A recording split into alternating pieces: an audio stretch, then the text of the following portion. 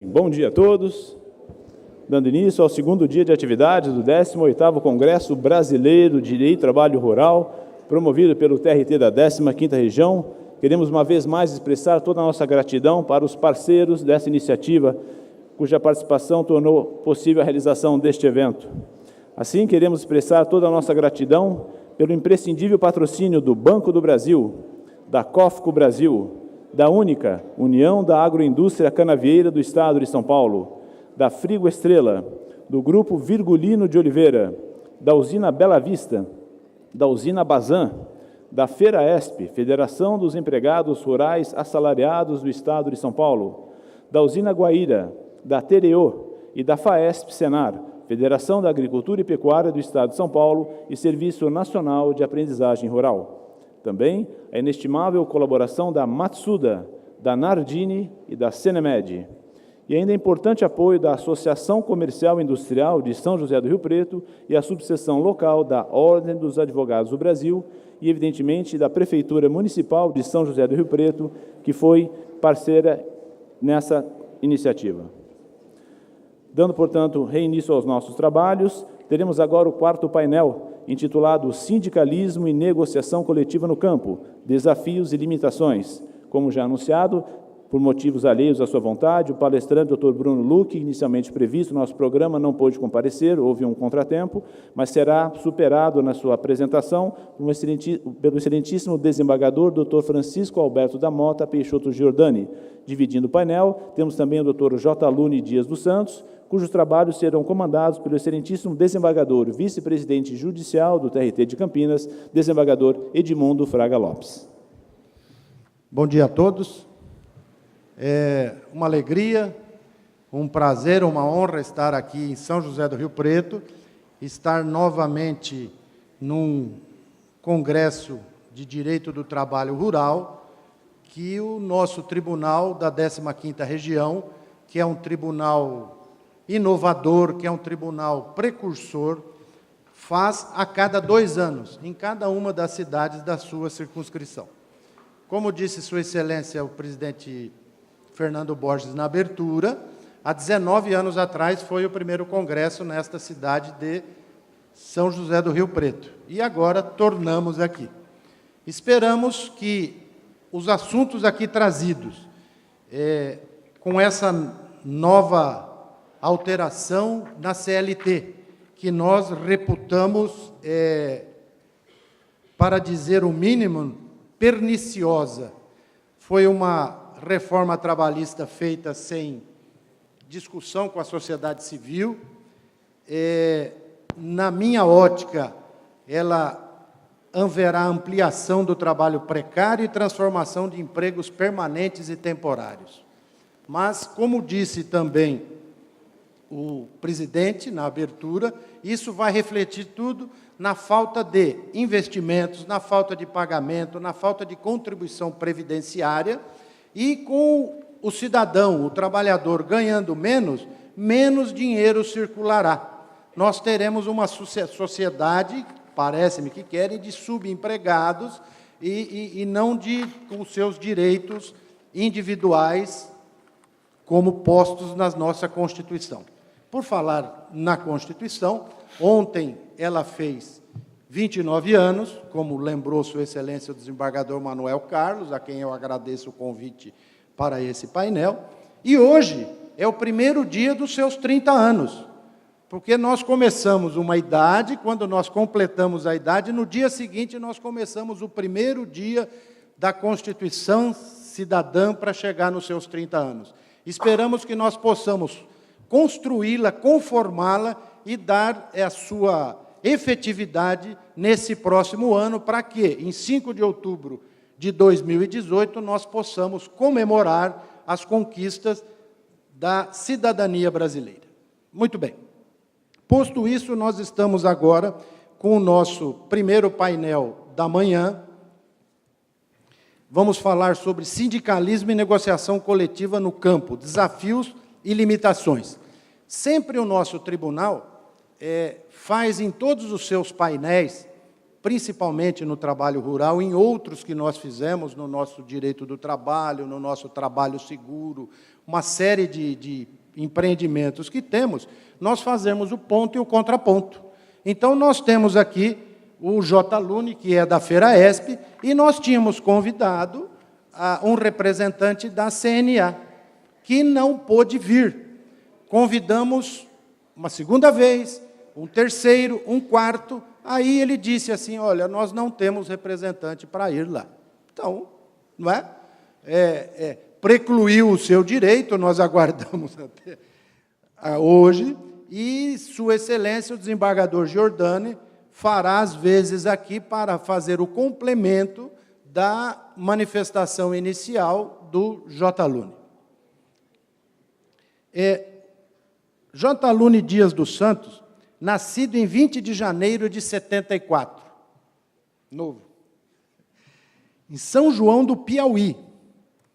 O Jota mudou-se para São Paulo ainda pequeno e, aos 14 anos, teve seu primeiro registro em carteira, em uma fazenda de gado leiteiro na cidade de Exaporã, interior de São Paulo. Após o evento, eu vou contar para os senhores porque a cidade chama Exaporã. Não é? Aos 18 anos, J. Lune iniciou os trabalhos como cortador de cana. Começou a sua militância sindical, inclusive participando de movimentos sociais importantes na cidade de Cândido Mota, onde mora até hoje. O J. Lune, em 2012, tornou-se presidente do Sindicato dos Empregados Rurais de Cândido Mota e, nesse período, fez parte do Conselho Fiscal da FERAESP.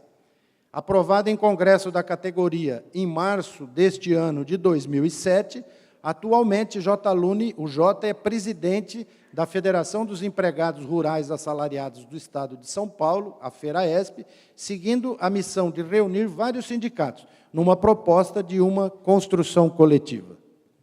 O senhor tem a palavra. Tanto aqui quanto lá. Fique à vontade. Bom dia, senhoras e senhores.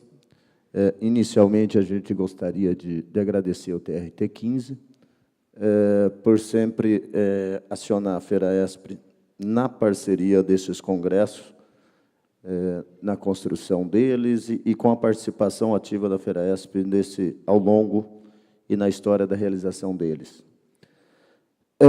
Primeiramente, eu quero aqui cumprimentar meus companheiros de mesa, claro, lamentar a não presença da CNA nessa mesa para que a gente fizesse esse contraponto. Obviamente que isso não diz respeito à organização, mas sim uma opção pessoal dessa entidade de não estar aqui. Isso seria muito interessante, porque já que vivemos um momento um pouco conturbado com a aprovação dessa lei, que no meio sindical tem levado o nome de reforma trabalhista e não reforma trabalhista, então acho que esse momento seria muito propício para que a gente pudesse colocar os pontos de vista da classe trabalhadora e até ouvir o que pensa o setor patronal. Eu quero pedir licença para vocês para fazer o uso da tribuna agora. Pessoal, eu inicialmente gostaria apenas de colocar o ponto de vista do movimento sindical, em especial da classe trabalhadora do setor rural do Estado de São Paulo. Mas, infelizmente, eu preciso fazer alguns esclarecimentos sobre um panfleto apócrifo que foi distribuído hoje na entrada desse evento. Acredito que todos tiveram acesso. Para entender o que está sendo colocado aqui e a forma de defamar alguns da direção da federação, ela tem objetivo bem claro do porquê estão tentando fazer esse tipo de coisa. Aqui me coloca como não da categoria,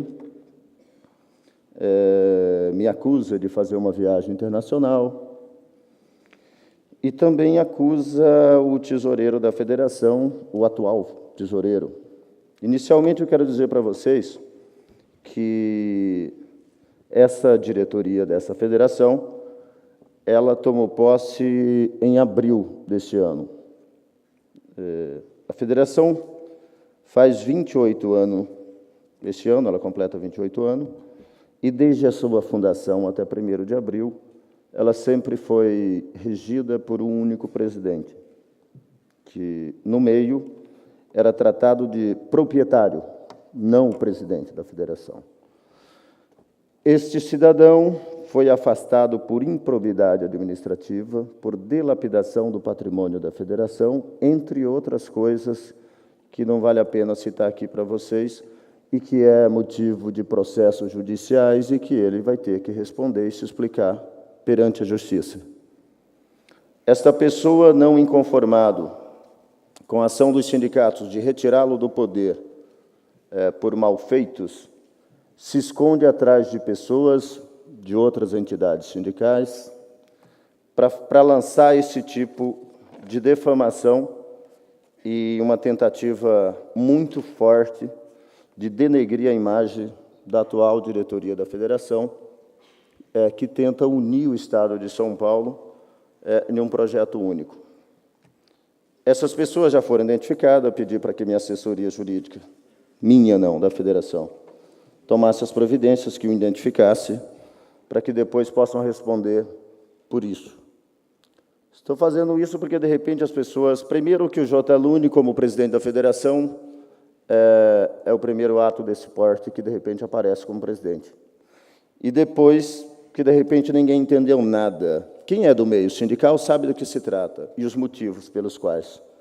Mas quem é do meio acadêmico ou da magistratura não sabe do que se trata. E é isso que está acontecendo e é contra isso que a gente está lutando. Quer dizer, como se não houvesse tantos outros desafios neste momento, ainda temos que encarar esse tipo de coisa, de pessoas nem um pouco bem intencionadas com a representação dos trabalhadores.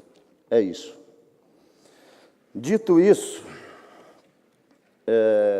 vamos ao tema para o qual a gente foi convidado. E o painel que nos coloca é sindicalismo e negociação coletiva no campo e os desafios e limitação. Como já lamentamos aqui a presença da não-CNA, eu quero dizer para vocês o seguinte: os nossos desafios como representante da categoria de empregados, eles são inúmeros, e eu vou tentar aqui falar de alguns. A FERAESP, ela nasce com uma ideia em 89, e desde então ela tem sido motivo de brigas judiciais. Uma pessoa entende, e aí junta um grupo de sindicatos, que dentro da representação chamada de trabalhadores rurais, existem duas categorias, que são os pequenos produtores, os chamados agricultores familiares, e os empregados rurais, os chamados assalariados, aqueles com vínculo empregatício e na dependência de patrão. Isso não foi aceito numa boa, e então parte-se para os tribunais. Essa discussão durou 13 anos no judiciário, e após toda essa teimosia, então chega-se à conclusão que, de fato, tem duas categorias dentro do meio rural, no campo. O agricultor precisa de melhores condições de financiamento para a produção. O assalariado precisa de ganho e melhores condições de salário. Portanto, era conflitante esses interesses dos dois. Mas o fim desse processo não resolve o problema no campo. Ainda hoje nós estamos numa batalha terrível, que é chamado as organizações ecléticas. Elas ainda estão por aí, na sua grande maioria dirigida por agricultores familiares e sustentada pelos assalariados rurais do Estado de São Paulo e no Brasil. Mais recentemente, e depois eu vou estar falando aqui como nasce tudo isso, houve também um entendimento a nível nacional. E aí, para as pessoas do meio que entendem, a CONTAG, até então representante dessas duas categorias, como sendo a parte dos trabalhadores, ela chega à conclusão que, de fato, é isso mesmo, existe duas categorias, e então ela propõe o desmembramento e a criação de categorias específicas para o setor dos agricultores familiares e dos assalariados. E então ela lança a ideia e funda uma entidade de cunho nacional chamada CONTAR. Essa seria a Confederação Representante dos Assalariados no Brasil. A Contar está em vias de reafirmação e de legalização junto ao Ministério do Trabalho e faz também um trabalho intenso a nível nacional, mais especificamente no Nordeste, já que a região Sul e Sudeste tem um nível de organização um pouquinho mais elevada, nestes desmembramentos. Então, isso está acontecendo no Brasil inteiro.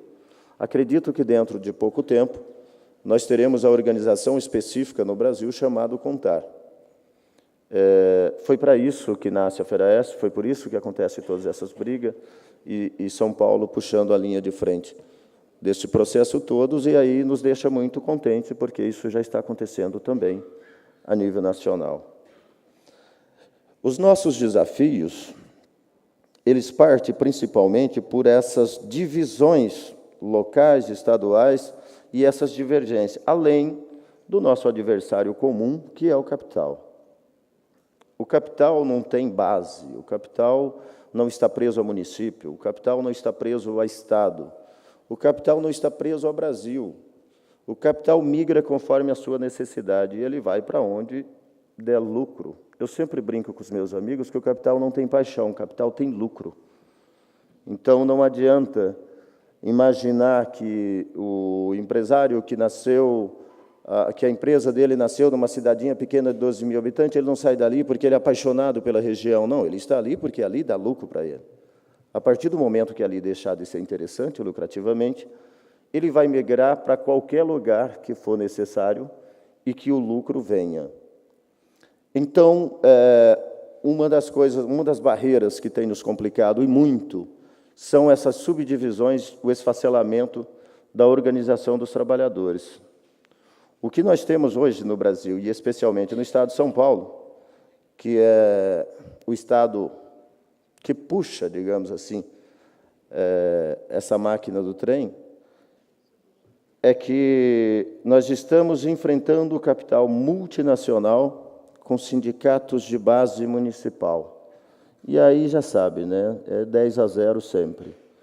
Não dá para você fazer uma discussão com esse nível de organização do capital, imaginando que você é o herói, um Superman que vai resolver isso no peito, porque você é bravo, porque você briga, porque você xinga numa mesa de negociação. Isso jamais se resolverá. Mesmo que alguns tenham a falsa impressão de que está resolvendo, que na sua base está tudo tranquilo, que lá eu não tenho problema, que o meu acordo é o melhor, isso é uma enganação. A pessoa fala isso tantas vezes que acaba se convencendo de que isso é verdade de fato, quando não é. Recentemente, aí até é engraçado, porque no bendito aqui do panfletinho apócrifo, isso também foi citado. Recentemente eu estive numa viagem internacional, num congresso internacional de uma entidade da qual a FERAESP é filiada há mais de 15 anos, que é a UITA. Então, esse congresso aconteceu em Genebra, e aí também, já que estávamos lá, aproveitamos para fazer uma visita ao OIT e fazer algumas denúncias de alguns grupos internacionais que atuam no Brasil pela forma degradante de suas produções. Fomos recebidos pelo Departamento de Trabalho Rural na OIT. Para nossa surpresa agradável, tem uma brasileira dentro desse grupo, desse departamento da OIT. E uma das coisas que vimos neste congresso é a preocupação do mundo inteiro com essa forma, com esta relação do capital internacionalizado e os problemas que são enfrentados localmente em alguns países de economias mais fracas e subdesenvolvidos, porque o capital adora esse tipo de situação para fazer a exploração da mão de obra. E aí, como ouvimos aqui, pelas pessoas que nos antecederam no debate promovido aqui pelo TRT-15, hoje o Brasil vive em torno da lei de mercado, da produção, da concorrência, aonde você falar em direitos sociais parece até que você está cometendo um crime, porque tudo gira em torno da lei de mercado e tudo tem que ser feito conforme o mercado. Nós vimos presidente de Câmara, presidente do Senado, que o Brasil hoje atende a agenda de mercado. E, diante disso, eles resolveram, já que eles têm todo esse poder e tanto voto para aprovar o que quiser, resolveram fazer uma reforma trabalhista a toque de caixa. Acredito, e aí só o futuro vai nos dizer se isso foi bom ou foi ruim, que a pressa deles possa ter nos favorecido em alguns pontos. Acredito que o setor patronal, e aí é até interessante, porque eles não têm aparecido para fazer nenhum tipo de debate. Eles ganharam mais do que esperavam. As coisas aconteceram de maneira tão fácil, já que não teve um debate amplo com a sociedade, na retirada de direito, que eles devem estar perguntando para si mesmos, será que isso aconteceu, de fato? Isso aconteceu dessa forma tão fácil, sem debate, sem oposição, sem movimentos sociais, sem o movimento sindical não se manifesta de uma maneira mais forte, mais atuante, para impedir que essa barbaridade acontecesse. Eu acho que hoje eles se perguntam isso e falam, vamos esperar um pouco para ver o que acontece. A esmola é demais e o santo desconfia, vamos ver até onde vai, se isso de fato é verdade ou se é apenas um sonho que possa virar pesadelo. Não é segredo para ninguém, e eu falo aqui como curioso, já que estou conversando no meio da magistratura, né? Mas essa deforma trabalhista, como é chamado no meio sindical, ela está repleta de inconstitucionalidade. E diante disso, desse cenário que está colocado para a gente, e aí até eu falava aqui atrás, teve uma coisa boa que aconteceu. As 6 maiores centrais sindicais do Brasil, elas criaram um comitê e estão discutindo a legislação assessorada por bons juristas, pessoas que viram o nascimento e acompanham o prosseguimento dessa reforma. E o fato positivo que eu digo por si só é porque um ponto em comum une a classe trabalhadora, ou seja, todo mundo perde com essa reforma trabalhista. E ao discutirem isso, e aí chegarem à conclusão, e eu estive numa reunião de uma delas em que fizeram uma consulta informal à OIT sobre a inconstitucionalidade, especialmente nos tratados internacionais. A OIT garante, de fato, é inconstitucional. E vi a preocupação desses dirigentes no sentido de não vamos acionar o Supremo Tribunal neste momento, porque corremos o perigo de uma ação dessa cair nas mãos erradas, e aí a gente dá o ar de constitucionalidade para algo inconstitucional. Primeiro vamos analisar o que acontece e vamos ver como se comporta o próprio judiciário. Uma vez que fizeram, e aí eles tiveram tanta pressa para fazer esta reforma, eles não tiveram a preocupação de namorar entre as leis, que é a Constituição, tratados e a própria CLT, porque eles deixam artigos totalmente em conflito com os novos artigos. Diante disso, eu acredito que hoje eles devam estar um pouquinho preocupados em pensar que eles tiveram tudo e, de repente, pode não ter muita coisa ao final, e a partir do momento que essa reforma entrar em vigor de fato. A parte positiva é a conversa coletiva, é esquecer as cores das bandeiras, amarelo, vermelho, azul, ou seja, qual ela for, por um entendimento comum que é de que todos perdem com esta reforma e que a classe trabalhadora e a população brasileira são, de fato, os prejudicados e não os chamados caciques dirigentes, que são aqueles que, em alguns momentos, às vezes, a briga é só por poder e não esquecem, de fato, a categoria. Dito isso, meus amigos, eu quero dizer o seguinte, que especificamente no setor rural, do qual nós somos representantes específicos no Estado de São Paulo, nós temos um grande problema aqui, que é o esfacelamento da representação dos empregados rurais no Estado de São Paulo. Como aqui a economia é a mais pujante do Brasil, e aqui está concentrado os grandes grupos internacionais do setor do agronegócio, volta e meia a gente tem alguns inventores de ideias no sentido de que vê mais categorias dentro dessa representação. É importante salientar que nós somos uma categoria que temos lei própria e estatuto próprio. Não dá para continuar essa discussão, especialmente no meio jurídico, porque volta e meia me aparece um secretário de entidades sindicais do Ministério do Trabalho, um ministro que tem paixão por uma cor do partido A ou B e, de repente, dá uma canetada e solta uma certidão de entidade sindical para uma subcategoria. Nós chegamos ao ridículo de ter sindicato no Brasil de trabalhadores em camisas masculinas e chapéu e roupa branca para a mulher. Umas coisas meio absurdas.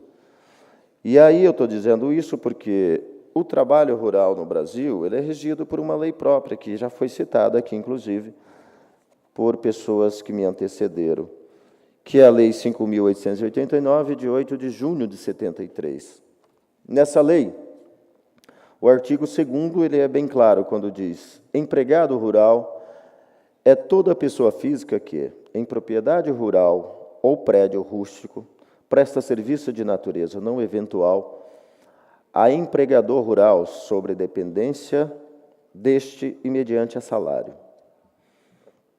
Como eu disse que citaria a CONTAG e a CNA, isso está descrito no artigo 3º. Considera-se empregador rural, para efeitos dessa lei, a pessoa física ou jurídica, proprietário ou não, que explore a atividade agroeconômica em caráter permanente ou temporário, diretamente ou através de preposto com auxílio de empregado. Estou dizendo isso, quando foi criada essa lei em 73, a própria lei já dizia quem representava quem nesse jogo. A CNA representaria os empregadores e a CONTAG representaria, que depois foi criado o sistema CONTAG, que depois está descrito na própria CLT, representaria os trabalhadores do campo, os trabalhadores rurais. E aí, o processo de sindicalização rural, sob a tutela do Ministério do Trabalho, ocorreu somente em 1960. A Confederação Nacional da Agricultura, a CNA, e a Confederação Nacional dos Trabalhadores na Agricultura, CONTAG, representantes oficiais dos respectivos proprietários e trabalhadores agrícolas. Foram criados em 64 e regido pela legislação específica o Estatuto do Trabalhador Rural. Este foi aprovado em 63 e estendeu para o campo a estrutura sindical corporativista e direitos trabalhistas já contemplado no meio urbano através da CLT. Digo isso porque mais à frente vocês vão entender por que eu estou falando isso, porque cria-se uma lei específica dizendo quem representa patrão e dizendo quem representa empregado, e logo a seguir começa, então, o esfacelamento dessa categoria.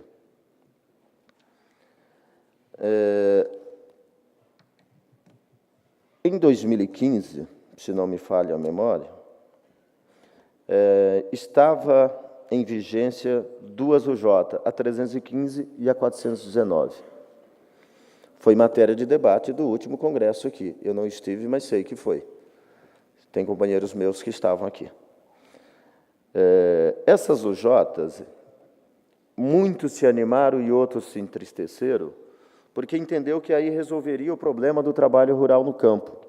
Primeiro, essa UJ ela é oriunda de uma disputa de bancários, sequer ela nasce com o cunho de disputa do trabalho rural ou do campo. Isso era uma disputa judicial nos bancários, que, de repente, começaram a entender que as pessoas que trabalhavam como motorista para o banco também era bancário. As pessoas que trabalhavam em casa lotérica também era bancário. Logo trouxeram isso para o meio rural, e aí a gente viu muitos sindicalistas, uns felizes, achando que isso teria resolvido o seu problema.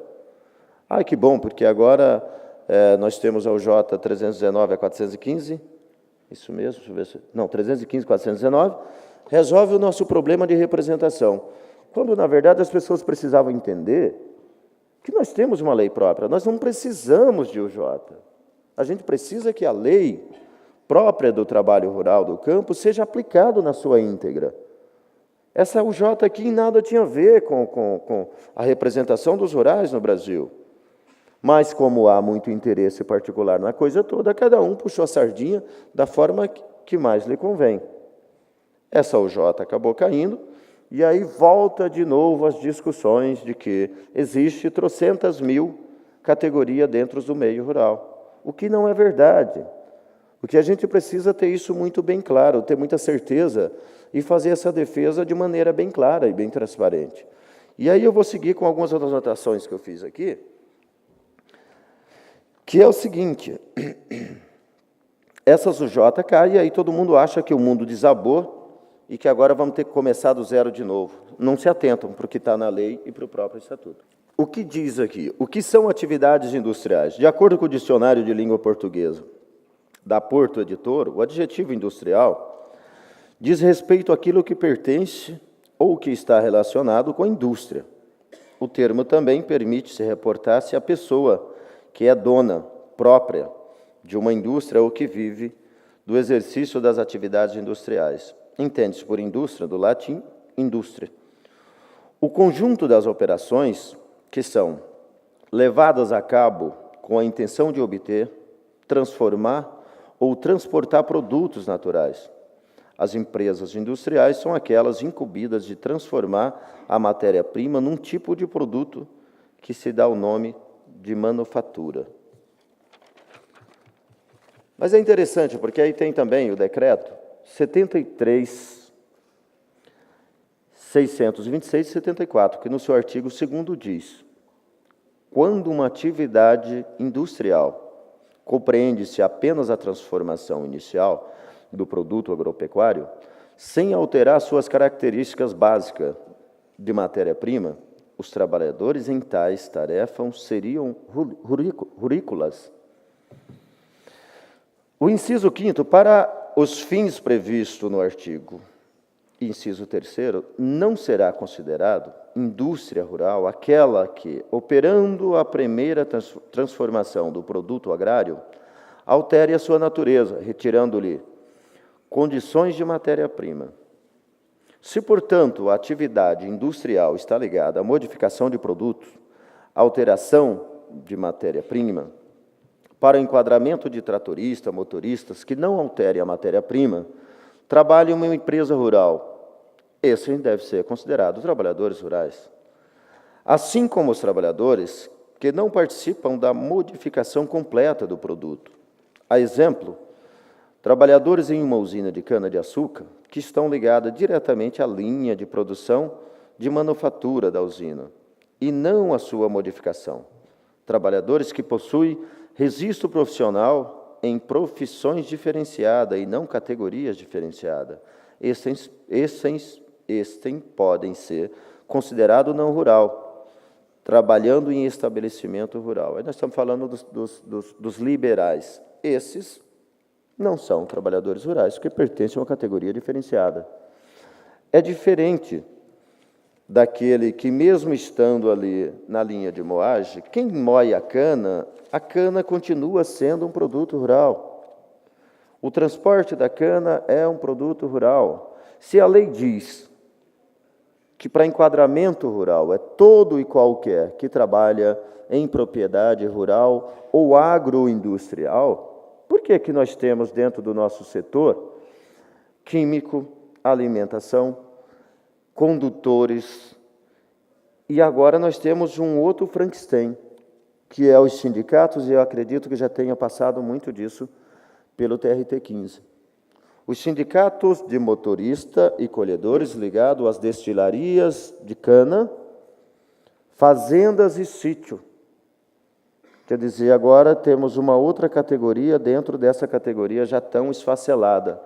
Um sindicato, mas ele é rural, mas é um sindicato específico, porque aí ele acolhe o tratorista, o colhedor, o motorista, concentrado dentro de uma usina de cana ou de uma fazenda de fornecedor. Por que está acontecendo tudo isso no Brasil? E especialmente no estado de São Paulo? É muito simples, gente. O Judiciário já conhece que, alguns anos atrás, criaram também uma outra federação, chamada Fercana. A Fercana representava apenas os trabalhadores oriundos do corte de cana. E por que essas pessoas... Já imaginou se nós tivéssemos uma federação da laranja, uma do tomate, uma da batata, um do arroz, um do feijão, um da soja? Que coisa que seria legal? A definição de categoria se dá por determinado plantio que concentre um grande número de trabalhadores. E eu vou ser muito franco com vocês. Esse tipo de armadilha em nada tem a ver com representação de categoria. O que nós temos aí, neste caso, são espertalhões visando a contribuição dos trabalhadores que estão altamente concentrados em algum tipo de produção.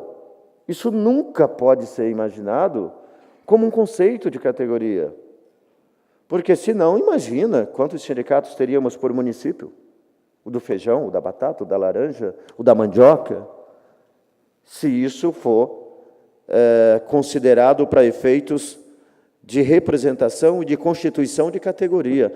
Quer dizer, nós estamos lutando com o capital internacional globalizado e aí caímos nessas armadilhas de pulverização de mini-sindicatos simplesmente porque alguém quer um sindicato para chamar de seu e que vê naquele grupelo de pessoas e na alta produção regional de algum tipo de lavoura como a grande fonte de arrecadação e de renda.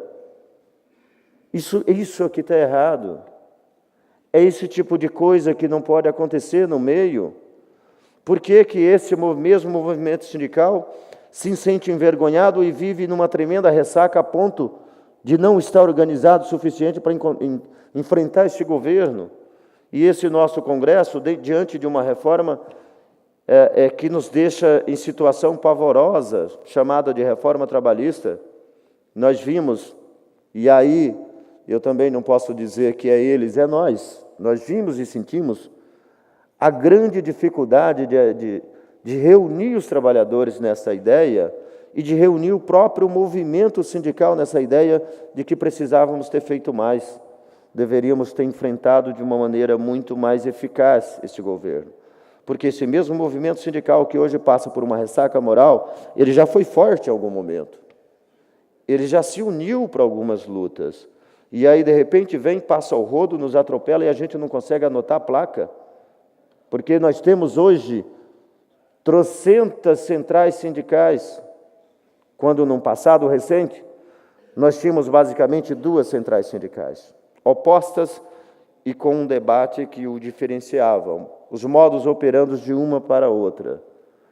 E esse tipo de coisa não passava em branco, porque essas centrais tinham força suficiente para reunir os trabalhadores em torno de uma ideia ou de luta pela classe. Nós passamos por... E detalhe, essas centrais não eram legalizadas dentro da estrutura sindical. Elas não tinham personalidade jurídica para o Ministério do Trabalho, já que elas não existiam dentro dessa organização. Mas aí é interessante, porque enquanto elas são ilegais, elas conseguem reunir os trabalhadores numa ideia de luta. E aí, quando elas finalmente se tornam legalizadas dentro da estrutura sindical proposta pelo Ministério do Trabalho, aí elas perdem a força, porque aí essa pulverização não fez bem para os trabalhadores.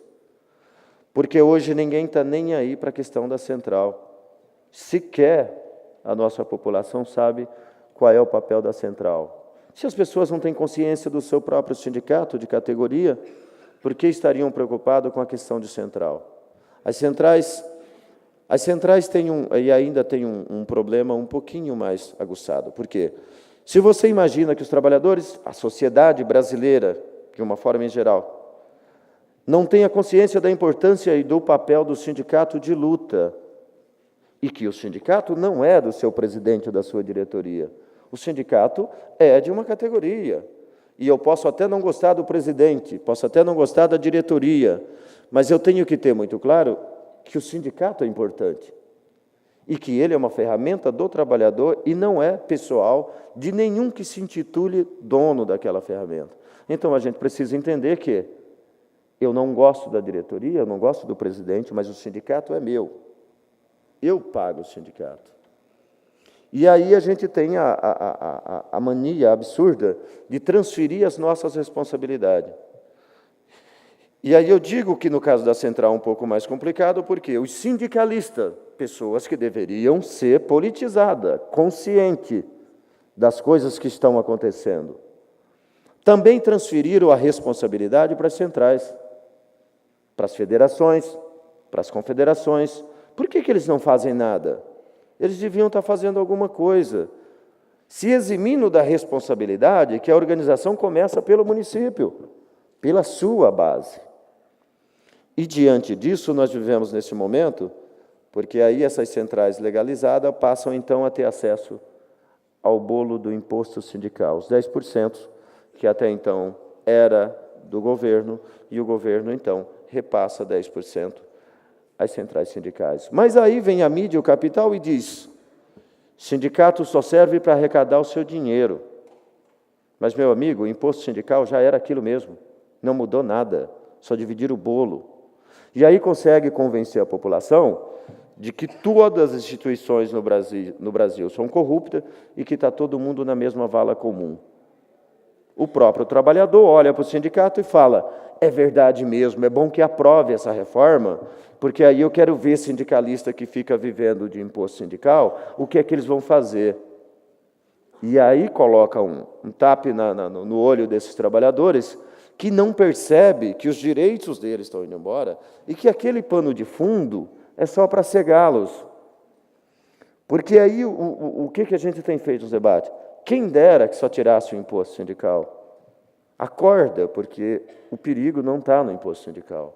Isso é um pano de fundo que a mídia faz muito bem, a nossa grande mídia brasileira, que desinforma a nossa população diariamente, não tem nenhum interesse de fazer debate sério ou esclarecer de fato quais são os interesses por trás das suas propagandas em horário nobre. Usaram isso. E aí foi fácil de desmoralizar o movimento sindical, porque, de fato, tinha um imposto sindical, o trabalhador também não acompanhando o papel do sindicato, não participando, ele só olhava no olerite que uma vez por ano descontavam a diária dele. E ele fala: que bom, que beleza, vão deixar de roubar o meu dinheiro, vão deixar de levar o meu dinheiro. Não, é porque esses sindicalistas estão querendo vida boa, essa reforma deve ser boa sim. É contra o sindicato, deve ser bom, porque a propaganda foi muito bem feita, e eles são especialistas nisso. E eu conversei muito com os meus amigos antes de aparecer essa lei como ela está, e falei: coitado dos trabalhadores, eles não sabem que, antes que essa lei entre em vigor, vai aparecer de forma mágica uma portaria, um novo projeto de lei, que vai sim acertar a forma de arrecadação da estrutura sindical. Só que não vai aparecer nada para devolver os direitos deles que foram tirados. E aí vão continuar reclamando, porque é da nossa cultura transferir a nossa responsabilidade para quem está à nossa frente, e que a gente cruza os braços e fica assistindo. Estou falando tudo isso, pessoal, porque aí é o seguinte: como pode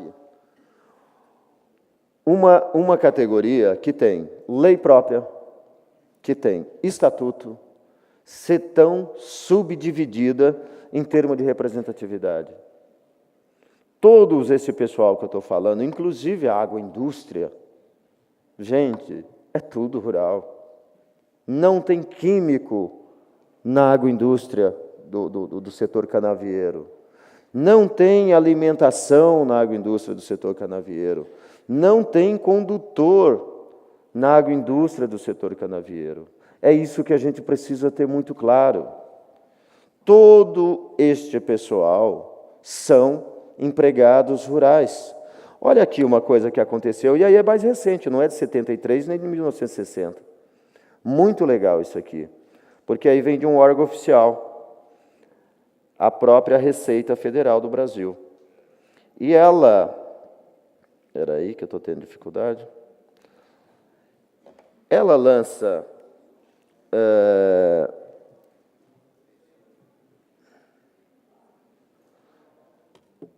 uma instrução normativa, de 14 de março de 2017.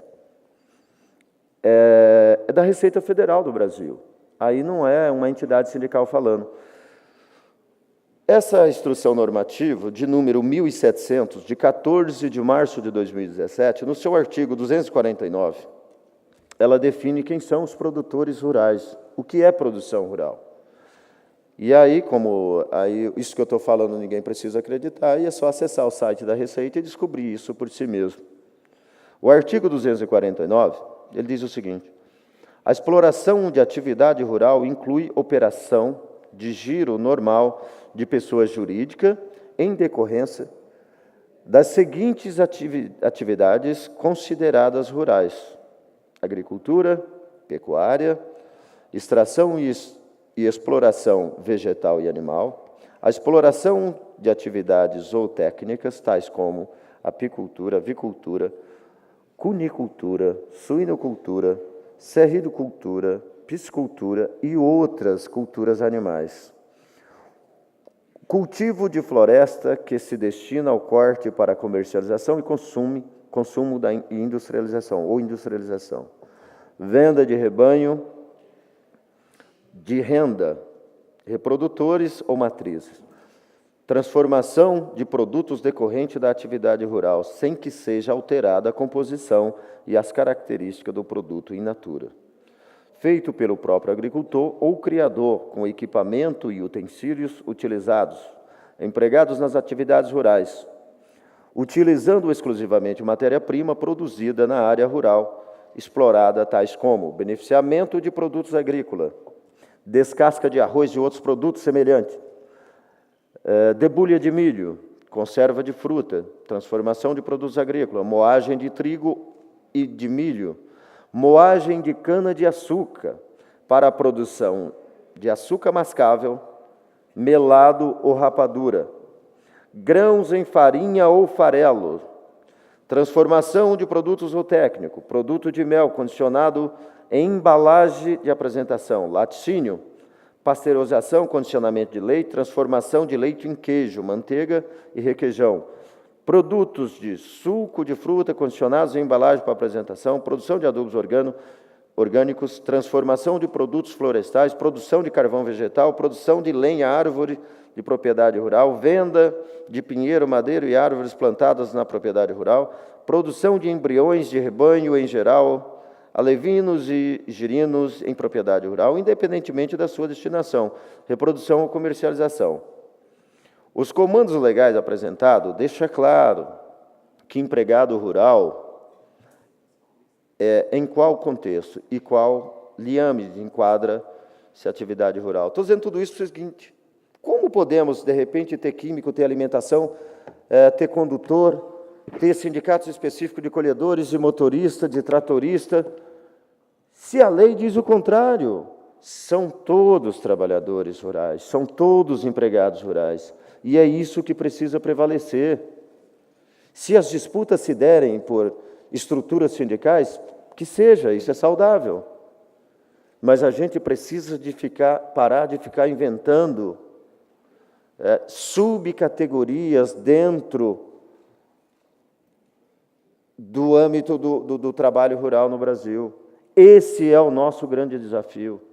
É sobre isso que nós temos a categoria de empregados rurais vista como coitadinho, porque todo mundo quer um sindicato para chamar de seu, e se esquece de representar de forma verdadeira os empregados rurais. Nós não podemos ser vistos como coitadinhos. A gente precisa ter força de organização e enfrentar os nossos desafios, porque o trabalho rural é importante demais, não só para o Brasil, mas para o mundo todo. É a produção de alimento. No caso do Brasil, é a produção de alimento e combustível. Não dá para aceitar que cada dia que passa nasce uma nova categoria no meio rural, quando na verdade é uma só.